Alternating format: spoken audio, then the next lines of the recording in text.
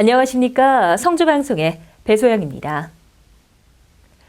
성주교육지원청에서 한전 사거리 구간을 통과하는 차량 운전자들이 고르지 못한 도로 노면 상태로 불편을 겪고 있습니다. 성주군 상하수도 사업소에서 시행하고 있는 예산처리 분구 하수관로 정비공사로 인해 해당 구간을 지나는 차량이 위험에 노출되고 있습니다. 한 운전자는 출근할 때마다 도로가 울퉁불퉁해 운전하기가 불편하다며 3, 4개월째 도로 노면 상태가 엉망이고 고르지 못한 도로 상황으로 차량이 중앙선을 넘는 경우도 빈번하다고 말했습니다.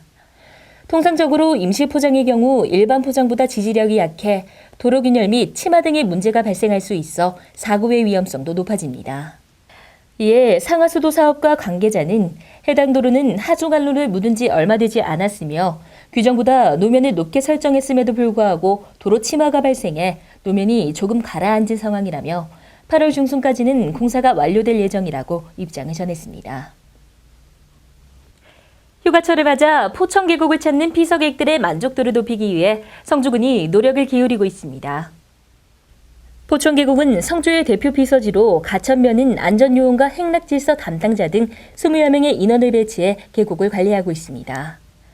이에 따라 포천 계곡은 깨끗한 환경 유지 및 불법 치사 근절 등의 가시적인 성과를 내고 있지만 여전히 문제점은 나타나고 있습니다. 지난 18일 한 피서객이 관리팀의 만류에도 불구하고 불법 치사를 행하는 일이 발생해 사법 처리를 받은 바 있습니다. 또한 일부 펜션이나 음식점에서 운영하는 평상과 천막 대여에 대한 행락객들의 볼멘 소리도 이어지고 있습니다.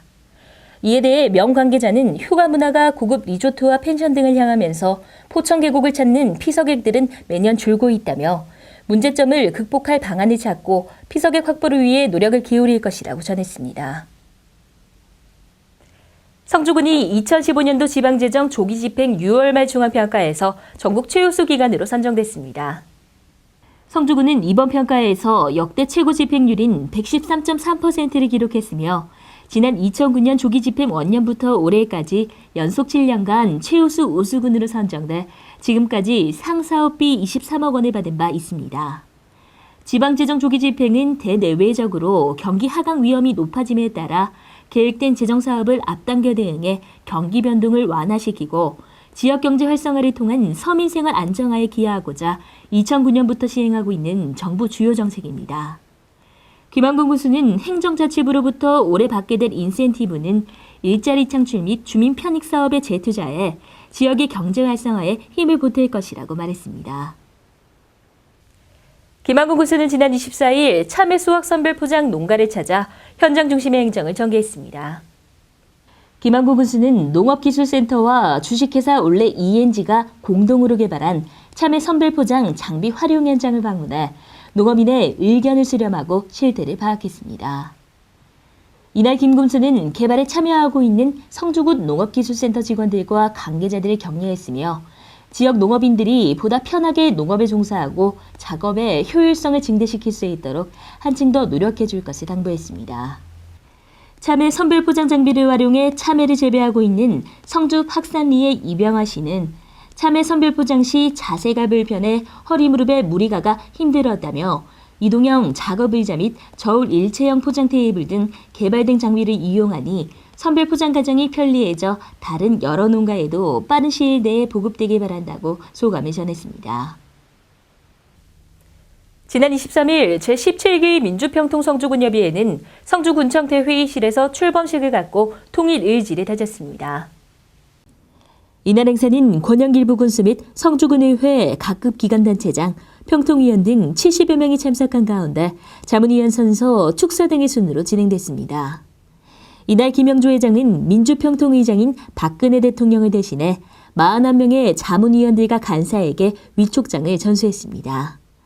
또 제17기 민주평통 성주군협의회는 군의 교육 경쟁력 강화와 인재 양성을 위해 써달라며 별걸 장학회에 장학금 500만 원을 기탁해 지역사회에 기감이 되고 있습니다.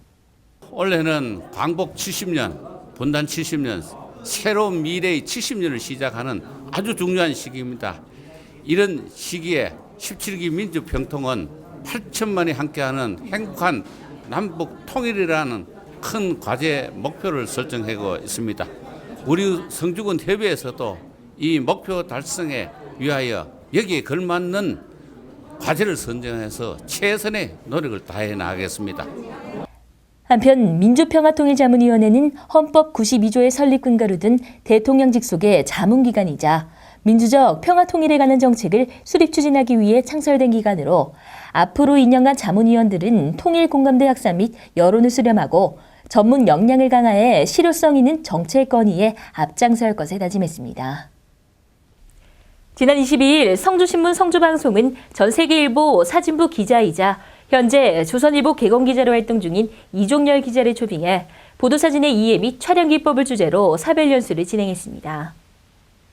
해당 연수는 강력한 메시지를 전달하는 사진 촬영 기법의 구현을 통해 언론인으로서의 업무 역량을 강화하고 전문성을 키우기 위해 마련했습니다.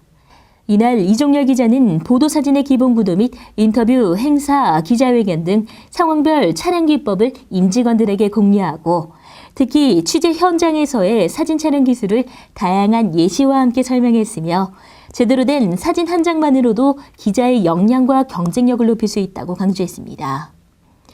최종구 발행인은 기사를 읽기보다는 사진을 우선으로 보는 요즘 사진 한 장이 갖는 저널리즘의 힘은 대단하다며 이번 연수를 통해 더욱 향상된 보도사진을 기대해 본다고 전했습니다. 메르스로 인해 그간 연기됐던 6.25 전쟁 65주년 기념식이 27일 성주 실내체육관에서 열렸습니다. 이날 행사에는 김한곤 군수와 서인만 6.25 참전 유공자 회장 및 참전 유공자 등 200여 명이 참석한 가운데 유공자 표창, 결의문 낭독, 6.25 노래 제창 등의 순으로 진행했습니다. 서인만 회장은 6.25 전쟁 휴전일을 맞아 뜻깊은 행사를 준비해준 모든 분들께 감사하다며 지금의 대한민국을 위해 희생한 유공자와 호국 영령들의 공로를 잊지 말아달라고 당부했습니다. 장마가 끝나고 성주 지역에 폭염주의보가 내려지는 등 본격적인 더위가 시작됐습니다. 당분간 폭염과 열대야가 기승을 부릴 것으로 예측되므로 야외 활동과 건강관리에 유의하시기 바랍니다. 이상으로 뉴스를 마칩니다. 시청해주신 여러분 고맙습니다.